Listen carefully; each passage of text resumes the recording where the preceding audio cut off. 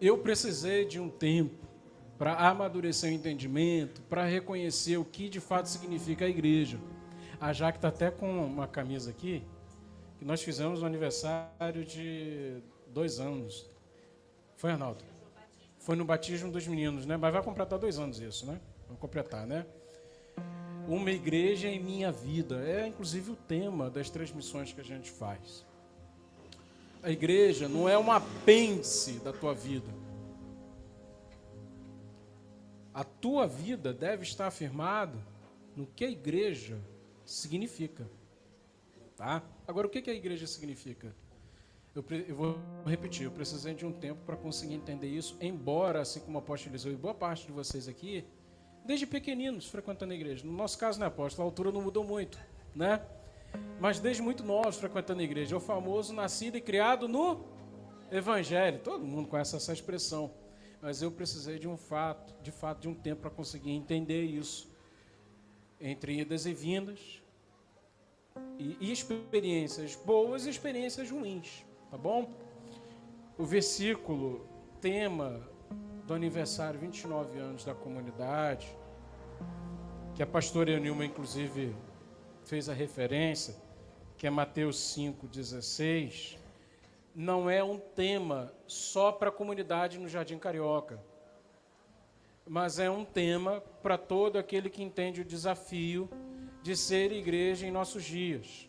Deixa eu só trazer umas informações para vocês. A quantidade de desigrejado aumentou absurdamente nos últimos 5 anos, de tal forma que a quantidade de desigrejados já é maior do que a quantidade de membros de determinadas denominações. E deixa eu trazer um outro dado que a gente precisa ter atenção.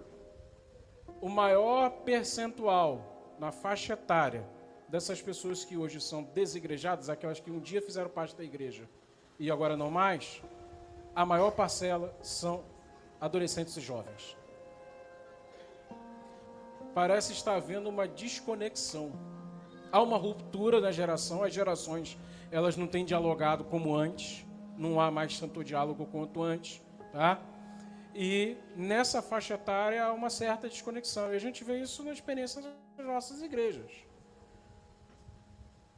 Agora, o que isso tem a ver com o significado da igreja e por que esse versículo aqui que eu vou ler agora, Mateus 5,16, tem a ver com tudo isso? Mateus 5,16 diz assim: assim brilha a luz de vocês diante dos homens, para que vejam suas boas obras e glorifiquem o Pai de vocês que está nos céus. Na última quarta-feira, na abertura do culto de oração, pastor Adai, eu fiz a seguinte pergunta: o que são boas obras? Aí deixei os irmãos bem, né, Mário? Deixei os irmãos bem à vontade para cada um explicar a forma como entende o que são boas obras. Quase sempre a resposta está ligada a questões morais. E não está errado. De fato, devemos ser pessoas que prezam por fazer aquilo que é correto, como uma forma de testemunhar. Mas a vida do cristão se resume a questões morais? O evangelho é só para ensinar a gente o que é certo ou errado? Aí na última quarta-feira eu pude frisar com os que estavam presentes aqui que uma vez que o evangelho está para além de fazer aquilo que é certo ou errado, coisas assim, né? Para fazer o que é certo, afinal de contas o apóstolo talvez conheça, alguns aqui conheçam, eu conheço um monte de ateus que têm um comportamento moral melhor do que muito crente. Vocês compreendem isso? Vocês compreendem? Não sei se vocês têm essa experiência. Eu conheço. São colegas meus. São ateus. Não tem qualquer tipo de preocupação. Alguns são ateus, agnósticos. Um dia eu te explico a diferença de um termo ou outro. São pessoas que não têm preocupação sequer de pensar, será que Deus existe? Não tem. Mas tem um comportamento moralmente exemplar. Se o evangelho é só moralidade, então o evangelho não nos torna diferente de qualquer pessoa que, tentando ter o desejo de fazer o que é correto, busca fazer aquilo que é correto. O evangelho ele não vai fazer só com que nós nos tornemos pessoas aceitáveis moralmente, mas vai mexer com as nossas sensibilidades. de tal forma que a gente tenha mais preocupação com o que está sendo oferecido a nível de vínculo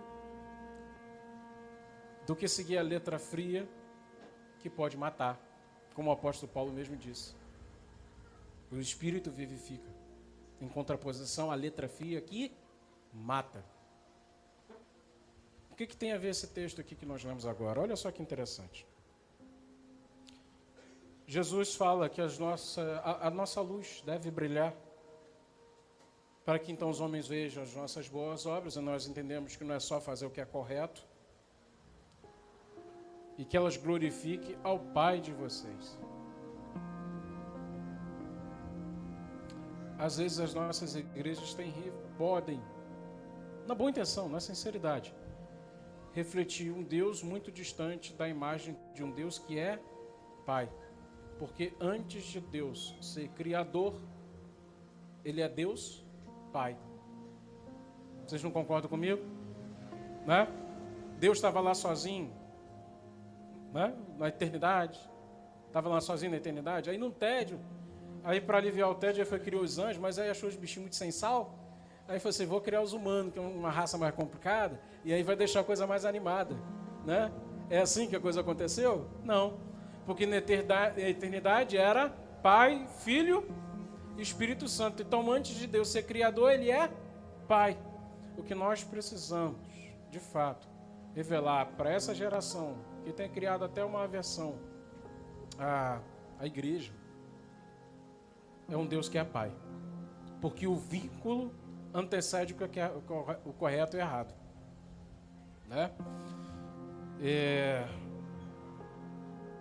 Eu gosto muito de ler, e aí, hoje de manhã, relembrando, o primeiro documento, a confissão de fé mais antiga da história da igreja, que é o Credo Apostólico, ele tem uma parte que diz assim, creio no Espírito Santo, e essa parte aqui pode escandalizar alguns, na Santa Igreja Católica, na comunhão dos santos, na remissão dos pecados, na ressurreição do corpo e na vida eterna.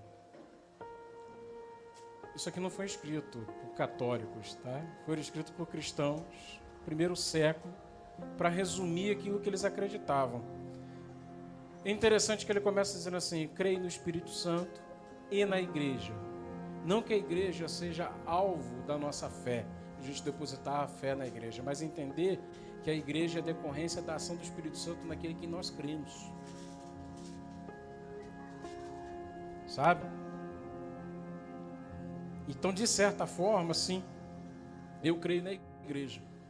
Eu creio na igreja pelo que ela significa, mesmo diante do contexto assim, muito difícil, muitas coisas acontecendo, escandalizando o evangelho, grandes igrejas que, na verdade, são grandes impérios ruindo. Mesmo diante desse cenário todo, eu creio na igreja, porque a igreja é fruto da ação do Espírito Santo. Eu creio na igreja. Eu creio na igreja que se levanta para revelar Deus como Pai.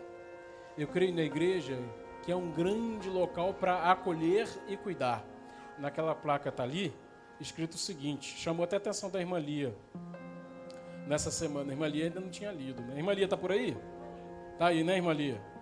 O que está escrito naquela placa ali, a senhora lembra? Está escrito assim, ó. Permita que esse espaço te acolha e te envolva. Perceba ser amado e aceito.